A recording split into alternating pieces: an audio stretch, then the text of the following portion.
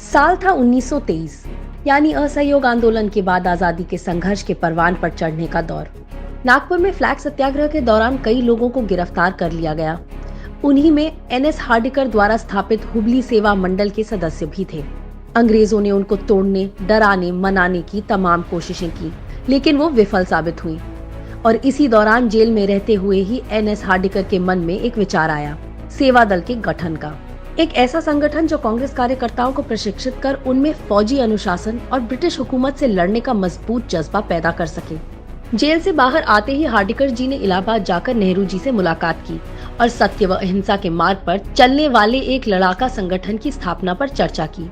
1923 में सरोजनी नायडू ने हिंदुस्तानी सेवा दल बनाने का प्रस्ताव रखा। पंडित नेहरू जी को इसका पहला अध्यक्ष बनाया गया। यही संगठन आगे चलकर कांग्रेस सेवा दल के रूप में जाना गया। सेवा दल के गठन के तुरंत बाद 1924 के बेलगाम अधिवेशन में सेवा दल को साफ सफाई और सुरक्षा का जिम्मा दिया गया और इससे प्रभावित होकर स्वयं गांधी जी ने माना था कि हार्डिकर जी और सेवा दल के बगैर कांग्रेस का अधिवेशन सफल नहीं हो पाता। आजादी के आंदोलन में कांग्रेस सेवा दल के प्रभाव का अंदाजा इसी बात से लगाया जा सकता है कि 1932 में सेवा दल की क्रांतिकारी गतिविधियों और लोकप्रियता से घबराकर अंग्रेजी हुकूमत ने इस पर प्रतिबंध लगा दिया। सेवा दल की लोकप्रियता और महत्व का अंदाजा इससे भी लगाया जा सकता है कि पंडित नेहरू जी से लेकर राहुल गांधी जी तक सबने सेवा दल को कांग्रेस का सच्चा सिपाही कहा है।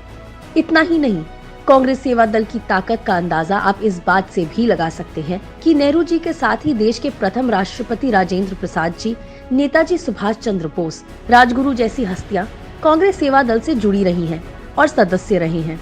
कांग्रेस सेवा दल हमेशा से भारतीय जन समाज की रीढ़ रही है। कांग्रेस सेवा दल कांग्रेस की मजबूती रही है।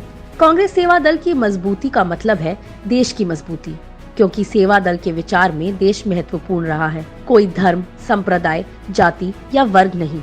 इसी धरोहर की आज देश को जरूरत है।